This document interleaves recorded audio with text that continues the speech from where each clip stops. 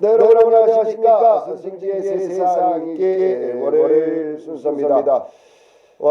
지난 주말에는 미국 대선으로 참 볼거리가 많았습니다. 바이든이냐 트럼프냐 엎치락뒤치락 하더니 드디어 이제 바이든이 승리 선언을 했습니다. 미국은 둘로 나눠졌고 민주주의는 땅에 떨어졌습니다. 여기에서 승자는 누굴까요? 그냥 미국이 패자인 것 같습니다. 해야 될 일이 많이 남아 있습니다. 코로나를 이제 코로나 이전의 상태로 돌리기 위해서 바이든은 노력을 해야 될 것이고 하나된 미국으로 만들기 위해서 또 바이든은 여러 가지의 대책을 강구해야 될 것 같습니다. 남북 간의 문제, 북미 간의 문제도 바이든의 숙제로 남아 있습니다. 정말 진정한 민주주의의 모범 국가로 다시 태어날 것을 기원해 봅니다. 오늘은 월요일 순서입니다. 월요일은 여러분들과 함께 역사에 관해서 알아보는 시간이죠. 채팅으로 함께 참여해 주시면 여러분들과 대화 나눠가면서 좋은 프로그램 만들어 보도록 하겠습니다. 날씨가 많이 추워졌습니다. 체감온도가 영하 5도. 이제 내복을 좀 꺼내서 입어야 될 때가 아닌가라는 생각을 해보면서 입동도 지났으니까 본격적인 겨울이 시작되는 것 같습니다. 여러분들 건강 주의하시기 바라겠습니다. 월요일 순서 출발합니다.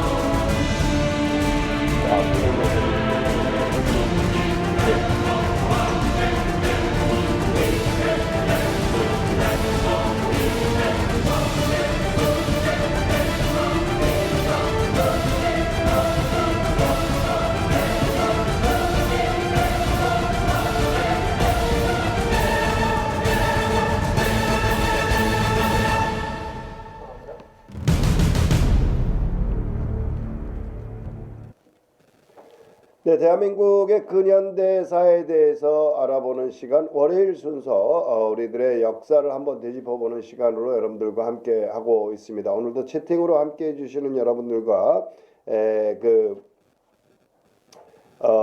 대화를 나눠가면서 우리나라의 역사에 대해서 여러분들과 함께 되짚어 보도록 하겠습니다.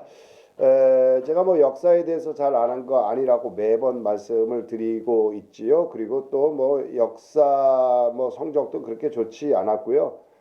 그리고 또 뭐 역사 공부 이렇게 싫어했었는데 이렇게 살다 보니까 역사에 대해서 우리가 상당히 중요하구나. 이런 역사를 우리가 한번은 좀 생각을 해보고 가야 되겠구나라는 생각이 들었습니다.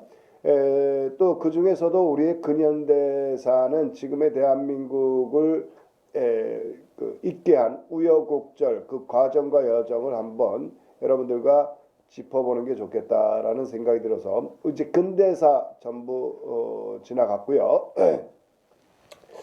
지지난 시간부터 이 현대사에 대해서 여러분들 알아보고 있습니다.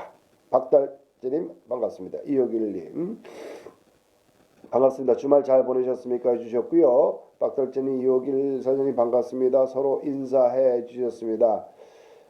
덕분에 잘 지내고 있으시다고요. 서울과 부산 연결되어서 서로 대화 나누셨습니다. 함께 해주시는 여러분들 오늘 역사에 대한 이야기 여러분들과 함께 짚어보는 시간으로 마련해 보도록 하겠습니다. 지난 시간에는 대한민국 정부가 이제 해방이 된 이후부터 대한민국 정부가 수립되는 과정에 대한 여러 가지 배경에 대해서 여러분들과 이야기를 나눠봤습니다. 자, 오늘도 연장선상에서 많은 일들이 있었어요. 사실은 그 1945년에 8월 15일 날 우리나라가 일제로부터 해방이 된 이후에 1948년 8월 15일 그 대한민국 정부가 수립되기 전까지 정말 이런 그 질곡의 역사가 있을까 할 정도로 많은 일들이 있었습니다. 그 중에 여러 가지 사건들을 또 배경들을 조금 더 깊숙이 한 발짝 더 들어가서 여러분들과 살펴보는 시간 오늘 갖도록 하겠습니다. 조혜수님 들어오셨습니다. 대장님 너무 오랜만입니다. 보고 싶었어요. 아유, 저를 이렇게 보고 싶어 하시는 분들이 많아서 감사합니다. 네. 지난 금요일 날 그 정오막회가 결방되고 나니까 지금 한 4일째 만나게 되는 것이죠. 저도 많이 보고 싶었습니다.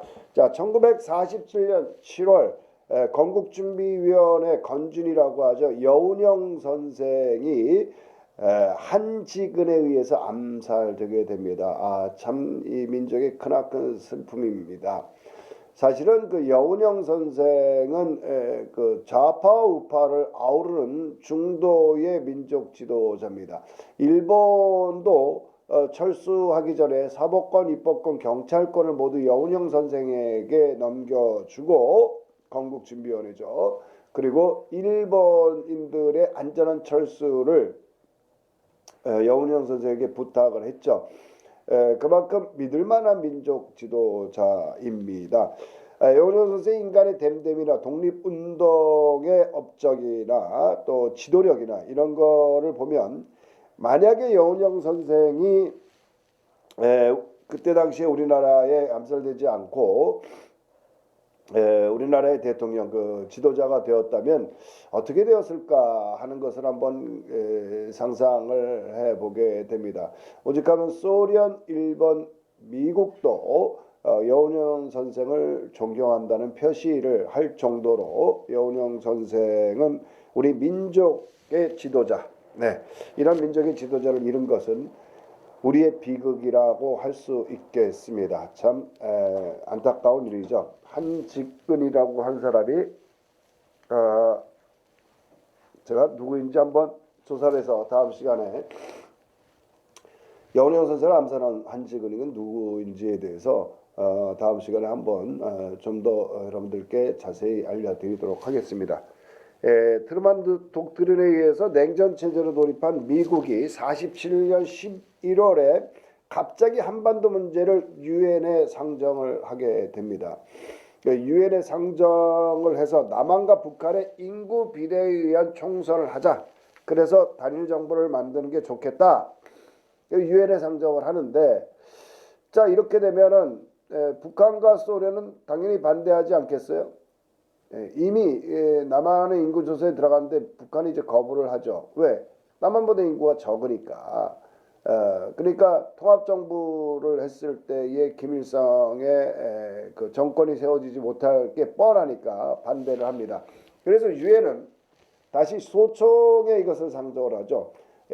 소총에 상정을 해서 결국은 어떤 결론이 나오냐면 남한만의 단독 정부를 세운다라는 결론을 내리게 됩니다. 참, 이 결론이요, 엄청나게 우리에게는 지금까지 남북으로 갈라서게 된 결정적 결정입니다. 아, 이거 진짜 이때에 유엔에서 우리나라를 이렇게 좌지우지하지 않았어야 되는데 결국은 남한만의 단독 정부를 세운다는 결정을 하게 됨으로써 결국 남한 정부가 세워지니까 완전히 그 38선이 굳어지게 되고 남북한이 갈라지게 되는 이게 고착화되는 결론을 여기서 내리게 되는 것이죠.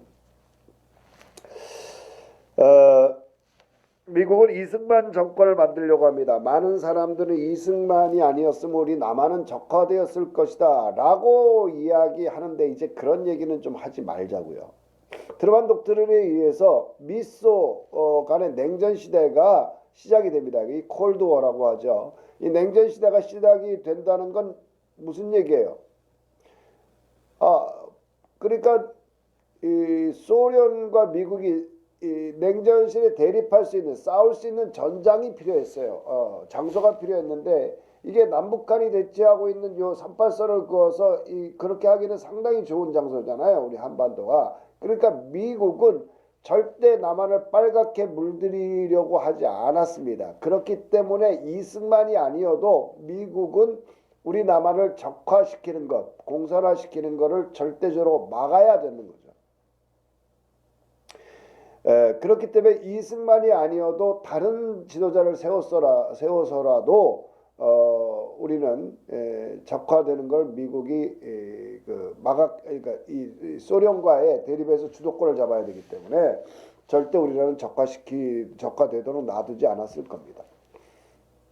물론 이승만 대통령은 우리가 그 공산화되는 거를 막는 데에 일조한 그 일부분의 역할을 담당한 건 있었어도 이승만 대통령이 아니었으면 우리는 적화됐다. 이제 이런 얘기는 좀 하지 말자고요. 이 정확한 상황을 좀 알아야 될 것 같다는 겁니다. 예.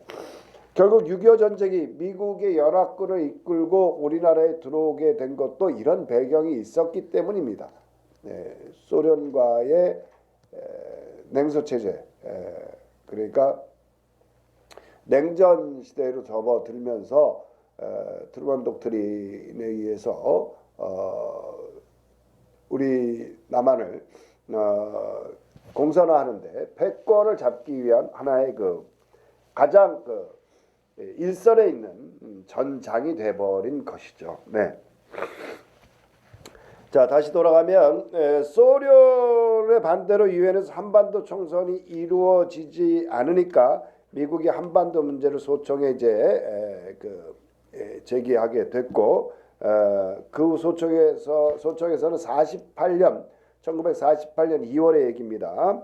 남한 단독 선거를 통해서 정부를 세운다라고 결정을 했고 대한민국 최초의 국회의원 선거가 1948년 5월 10일 이걸 50선거라고 하죠. 50선거에 의해서 국회의원이 이제 선출이 됩니다.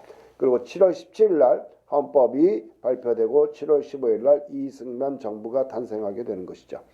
이 결정이 우리 민족이 지금까지 남북으로 갈라서게 되는 우리 남한의 정부가 세워졌으니까 갈라서게 되는 그 엄청난 결정이 되었습니다. 이때 이래서는 안 되겠다고 생각한 김구와 김규식은 어땠습니까? 김구 선생과 김규식 선생은 어땠을까요? 안 된다. 남한의 정부만 가지고는 안 된다. 남북한이 우리는 한민족이기 때문에 통일된 정부를 세워야 된다. 그래서 북한으로 올라갑니다. 삼천면 동포에게 우리 김구 선생은 울면서 호소하는 글을 씁니다. 나는 38선을 가로베고 누울지언정 민족의 분단을 막겠다. 내일 구차한 안위를 깨하기 위해 민족의 분단을 시킨 일을 획책하지 않겠다. 이 얼마나 진짜 감동스러운 김구 선생의 말씀입니까? 네. 우린 남북한에 한민족이 두 개의 정부가 있어서는 안 된다. 두 개의 나라가 있어서는 안 된다.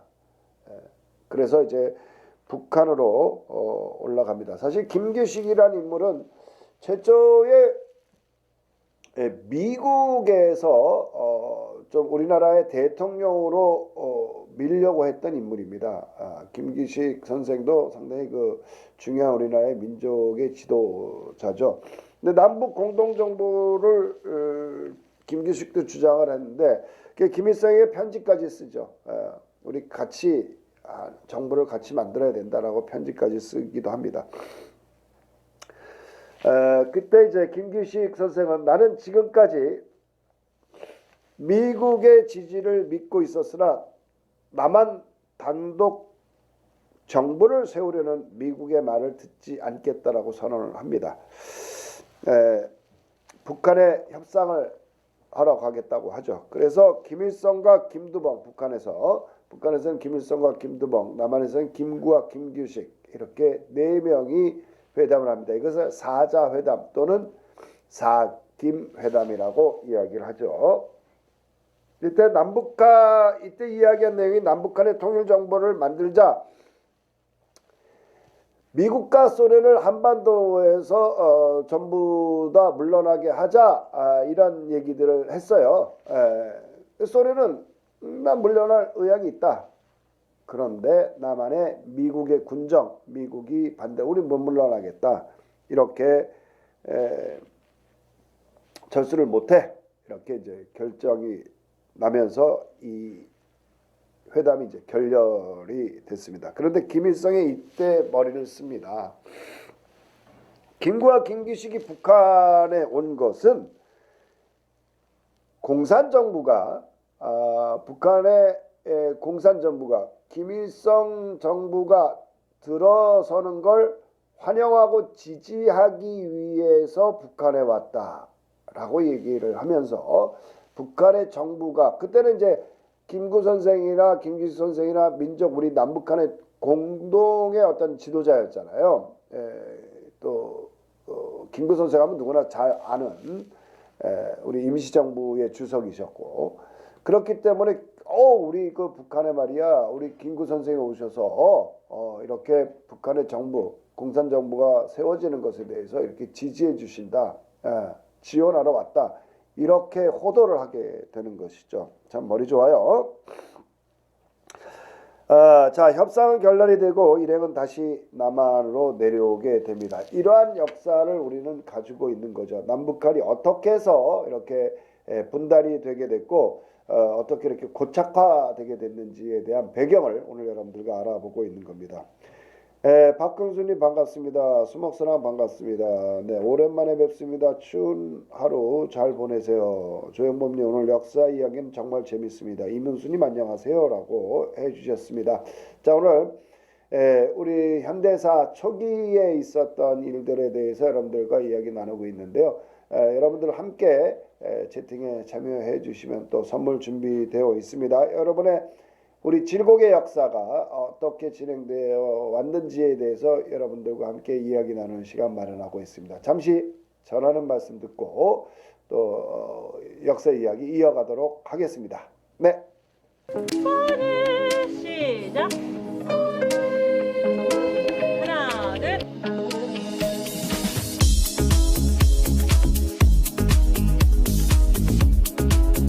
유개미 쇼핑몰은 나눔입니다.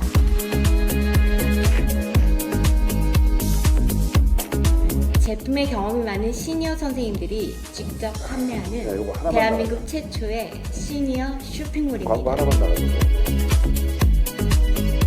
광고를 오래 하니까 사람들이 나가. 하나씩만 분발해봤자. 그래.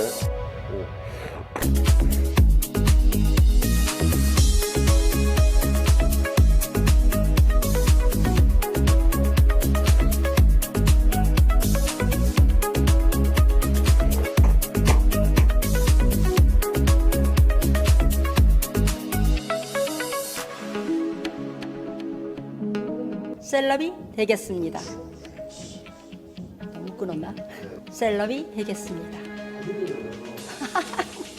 그냥 부드럽게 얘기하는 걸로 하나요? 내 꿈과 희망을 전달하는 셀럽이 되겠습니다. 즐거움과 행복을 나누는 셀럽이 되겠습니다. 행복, 희망, 기쁨, 열정. 즐거움, 쇼핑 끝!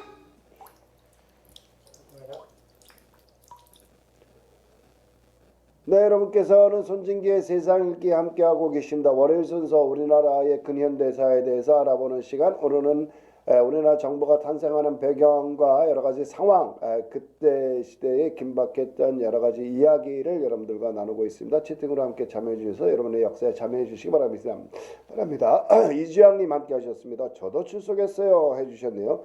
이주양님 이렇게 채팅으로 참여하는 거는 처음 하니까요. 라는 생각이 드는데요. 참여해 주셔서 대단히 고맙습니다. 자, 이렇게 해서 사김회담, 남북 간의 4자 회담이 결렬이 되는데, 이때 올라갈 때예요. 북한에 올라갈 때 김구 선생과 김기식 선생이 올라갔잖아요. 근데 김홍범 선생 아시죠? 우리나라의 그 독립군의 총사령관이었고 뭐 실질적으로 대한민국의 육군 참모총장이라고 이야기할 수 있는 분입니다. 이 암살이라고 하는 영화에 잠깐 또 등장도 했던 인물 김원봉 선생, 지난 시간에 한번 구체적으로 여러분들과 알아봤는데요. 김원봉 선생이 같이 올라갑니다. 그런데 내려올 때 김원봉 선생이 이제 김원봉과 김구 이런 사람, 김규식 이런 사람들이 자꾸 이제 남북 간의 통일 정부를 만들자 그러니까 이승만이 되게 싫어했어요. 좋아할 리가 없죠. 싫어했단 말이죠. 그래서 김원봉 선생이 내가 지금 남한으로 내려가면 죽을 수도 있으니 저는 일단 북한에 남겠습니다. 그리고 북한에 남습니다. 네. 안타까운 일입니다. 사실 이승만 정권이 김원봉을 싫어한 여러 가지 이유가 있지만 실제로 후에 김원봉 선생의 동생이 3명이 있었는데 3명을 이승만 정권에서 모두 사살해버리죠. 죽여버립니다. 이런 정도로 아주 싫어했으니 김원봉 선생이 남한으로 내려오면 암살당할 여지가 이 소지가 많이 있죠. 네, 그러니까 난 북한에 남겠다. 그래서 김원봉 결국 6.25 때 인민군을 이끌고 남한으로 내려오지요. 인민을 해방하겠다라고 하는 명목을 가지고 내려옵니다. 그래서 우리 독립운동가 대한독립군 총사령관이었던 김원봉 선생을 잘 기억하지 못하는 이유가 6.25 때 북한군으로 우리나라에 내려온다는 그 이유로 우리는 역사 시간에 김원봉 선생을 가리키지 않았습니다. 네. 그러나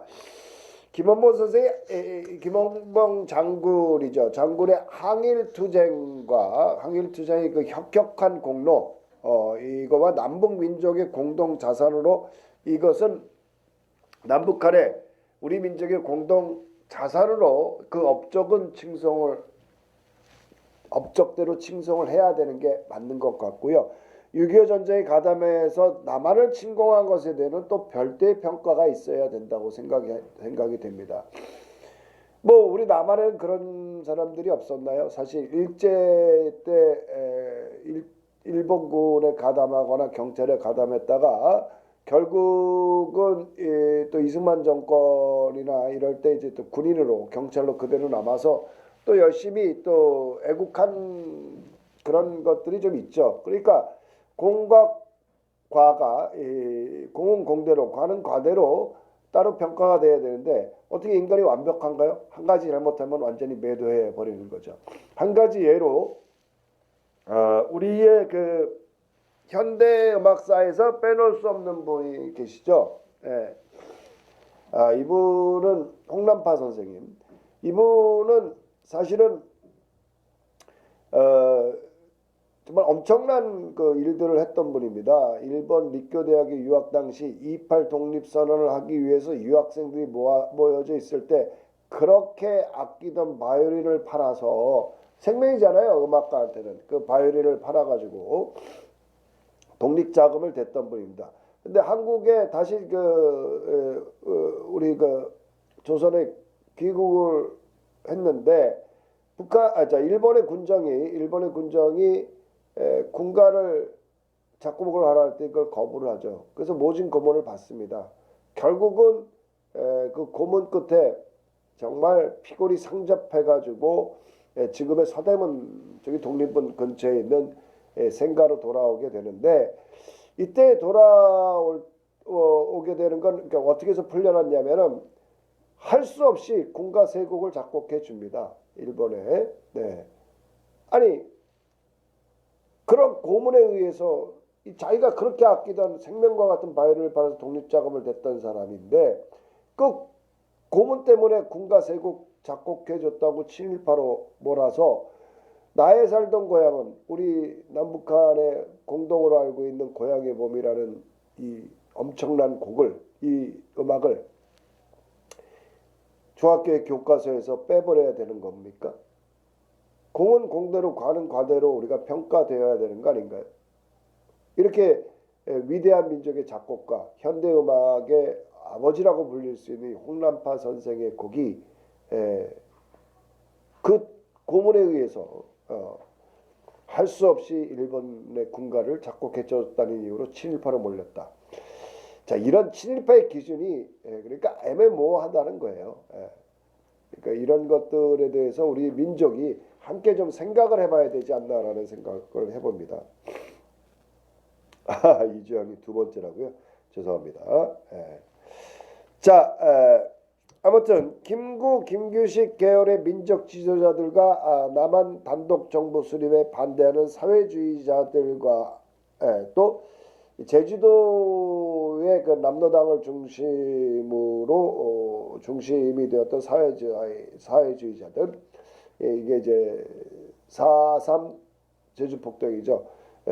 이런 항쟁을 통해서 50선거에 참가하지 않습니다. 그러니까 국회의원의 후보를 내지 않는다는 거예요.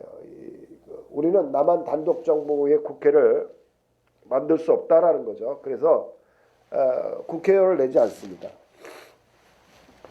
그래서 선거 결과 젊은 소장파 소속이 103석이 되고, 그 다음에 이승만 계열이 48석, 일본 친일파 잔당들이 몰려있는 한민당이 22석으로 대한민국 최초의 재헌 국회가 만들어지게 되는 것입니다. 이들이 국회에서 대통령을 선출했으니 이승만 대통령이고 부통령이 이시영 박사가 선출됩니다.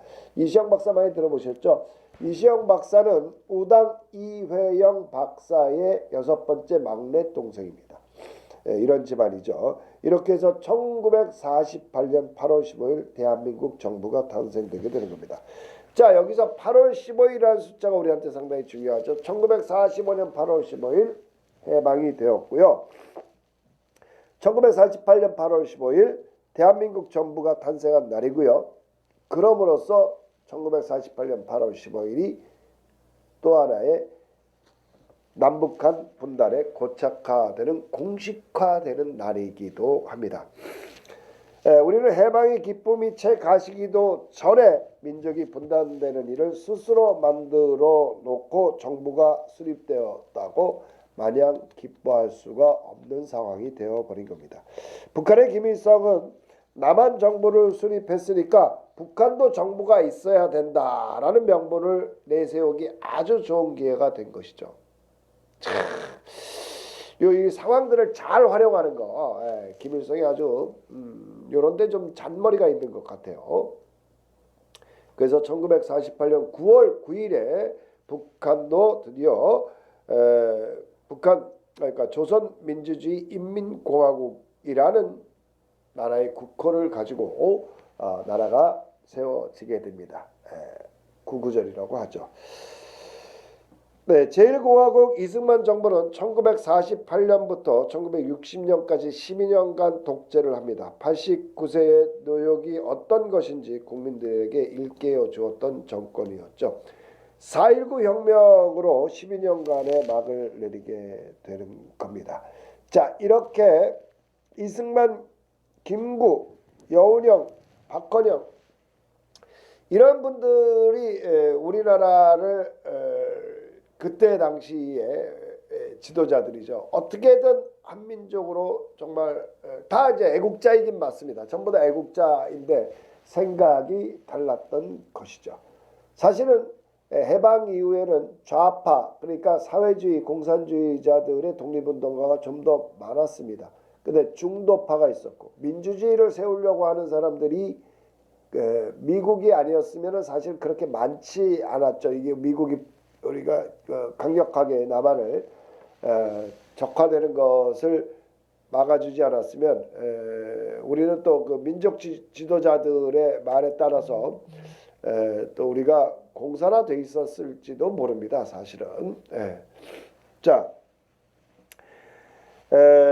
이승만, 김구, 여운형, 박헌영 이런 분들의 이야기들은 한 사람 한 사람 정말 중요하기 때문에 우리나라의 민족사에 있어서 상당히 중요한 인물들이기 때문에 한 사람 한 사람을 좀 더 깊이 파고 들어갈 수 있는 한 발짝 더 들어가 볼 수 있도록 다음 시간부터 여러분들과 함께 또 이야기를 나눠보도록 하겠습니다. 자, 오늘 대한민국 근현대사에 대해서 여러분들과 이야기를 나눠봤습니다. 여러 가지 수많은 파도를 넘어왔던 우리 대한민국 정부 수립 좀 어떤 과정이 있었는지 계속해서 지금 3시간째 여러분들과 이야기를 나누고 있습니다. 세 번째인데요, 오늘이 참 우리나라 이 민족의 역사를 보면 참 대단한 것 같아요. 위태위태하면서도 끝까지 살아남고 또 조금 더 앞으로 나가고 번영되는 것을 멈추지 않았던 민족인 것 같습니다. 이렇게 자기 민족을 사랑하는 또 민족이 세상에 또 있을까요? 사실은 그래서 대한민국 민족이 위대하다 이렇게 얘기하는 것 같습니다. 세계 제1의 민족이라고 하는 유태인이 대한민국의 이 한민족만큼은 두려워한다고 하죠. 네. 자, 역사 이야기 다음 시간에 여러분들과 함께 하겠고요. 이주양님께 오랜만에 들어오셨는데 계속 자주 들어오시라고 이주양님께 저희가 준비한 선물 보내드리도록 하겠습니다. 이주양님 주소, 전화번호, 성함 한꺼번에 쓰셔서 메신저하고 저하고 연결해 주시면 대구로 안전하게 전달해 드리도록 하겠습니다. 자, 오늘 손진기의 세상 읽기 월요일 순서 한국의 근현대사에 대해서 여러분들과 알아보는 시간 함께 가졌습니다. 저는 내일 다시 오겠습니다. 대단히 고맙습니다. 안녕.